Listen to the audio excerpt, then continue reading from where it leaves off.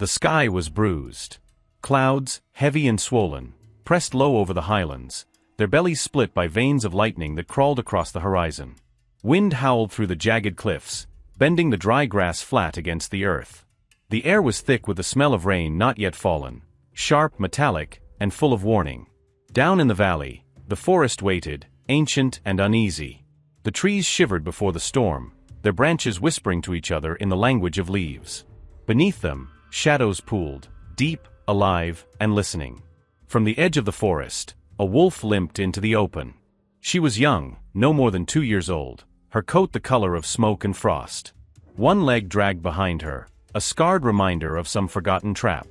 Hunger carved hollows beneath her ribs, and each breath rasped through her chest with effort. But her eyes, amber and unbroken, held something that pain had not claimed: purpose. For days she had followed the scent. Faint at first, carried by the wind, then stronger, more certain. It was not prey she hunted this time, but something else, a call, older than hunger, older than fear. She paused on a ridge, staring down into the valley where the first drops of rain began to fall, fat and slow, darkening the dust. Below, among the reeds of a dying stream, a shape struggled, the flash of white, the heave of muscle. A stag, antlers tangled in the roots of a fallen tree, his chest heaving, eyes wide with panic. Blood streaked the bark where he had fought, and the mud around him churned with the marks of his desperate hooves. The wolf stood motionless, nose lifted, letting the scent reach her. Blood, sweat, fear, and beneath it all, the pulse of life, slipping away. Lightning cracked open the sky. The stag flinched, thrashing harder. The sound of splintering wood echoed through the rain. He was strong, but strength meant nothing against the grip of the earth. The wolf descended the slope slowly, each step measured. She did not stalk as predators do, she limped, silent but unhidden. When she reached the edge of the reeds, the stag saw her, and froze. For a heartbeat, everything held still. The rain, the wind, the trembling of the ground. Only the two of them moved, eyes locked, breath visible in the cooling air. The stag's instinct screamed for struggle, to tear, to flee, to fight. The wolf's instincts whispered of weakness, of easy kill, of flesh and survival. Yet neither obeyed. The wolf lowered herself to the mud, ears flattened. Not a hunter's crouch, something else. Submission. Her tail brushed the ground as she crawled closer, the rain slicking her fur to her ribs. The stag's nostrils flared. He trembled, every muscle coiled. But his strength was gone, spent in the futile battle against the roots. When she reached him, the wolf did not bare her teeth. Instead, she pressed her nose to the wood that bound him and began to gnaw. Bark cracked. Roots tore. Time blurred.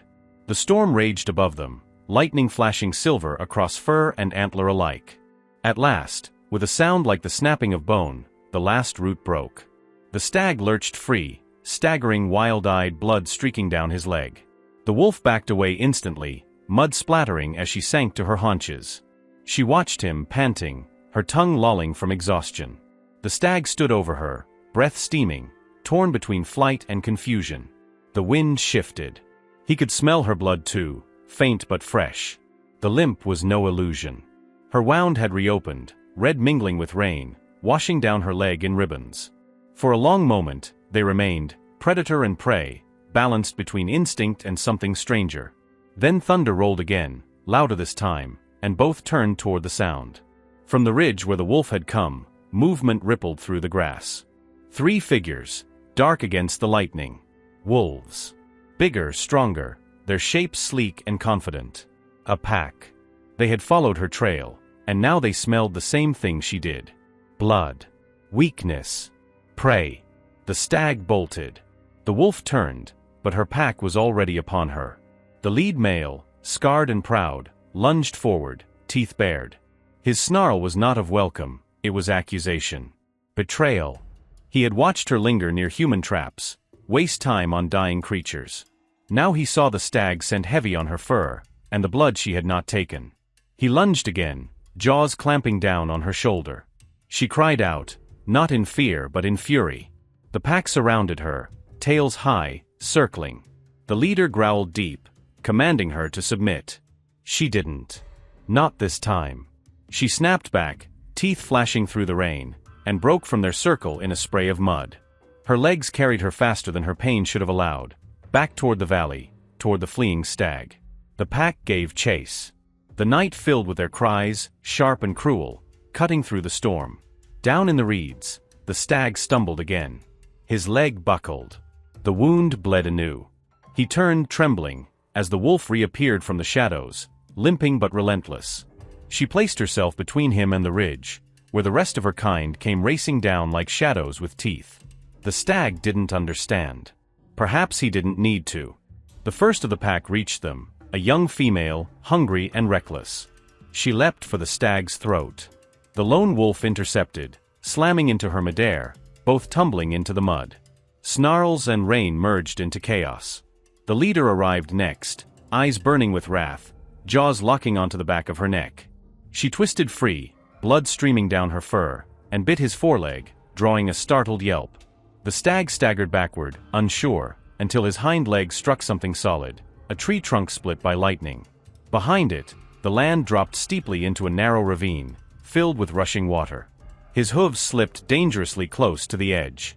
The wolf saw it too. She barked once, a harsh, urgent sound, and the stag, as if understanding, turned sideways, pressing his wounded flank to the tree. The water roared below like the voice of the storm itself. The leader lunged again. The wolf met him mid-leap. They collided, teeth and claws and fury. For an instant, the world shrank to the rhythm of their fight, the sound of bone against bone, the smell of blood and rain and lightning. Then the earth beneath them gave way. Mud crumbled. The leader's weight pushed them both over the edge. The stag reared, eyes wide, as the two wolves vanished into the darkness below. The river swallowed the sound, roaring louder than the thunder. For a long time, there was only rain. When morning came, the storm had passed. Mist curled through the valley, soft and white. Birds called from the dripping trees, their voices fragile and new. The stag stood at the edge of the ravine, the wound on his leg crusted with dried blood. His breath rose in slow clouds. Down below, where the current ran slower, a shape lay tangled among the reeds. The lone wolf. Her body was still, one paw caught between stones, fur streaked with mud and rainwater. Her chest moved shallowly, barely. Alive, but fading. The stag stepped closer, hooves sinking into the wet earth. He lowered his head, touching her flank with the tip of his nose. Her eyes fluttered open, dull amber catching the light. For a moment, recognition passed between them, a thread, invisible but real. He stood there until the first rays of sunlight broke through the clouds. Then, with a deep breath, the stag turned and limped away into the forest. Days later, the river carried her farther downstream. And there, where the valley opened into human fields, she was found by a shepherd's son, half dead, ribs like a cage of bone. He called for help, and soon the men came, wrapping her in rough cloth, murmuring about strange luck. They nursed her in a wooden pen behind the house. The boy brought scraps of meat, whispered to her through the fence. Weeks passed. The wound healed. The limp remained. When spring came, she was strong enough to walk again.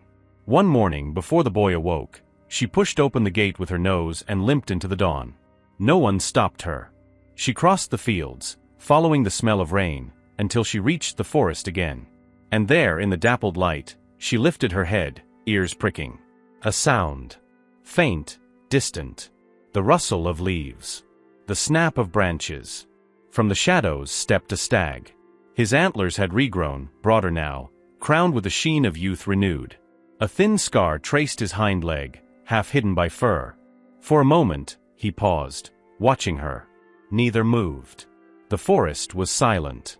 Then, as a soft wind stirred the leaves, the stag bowed his head once, slow and deliberate, before turning away, walking deeper into the green.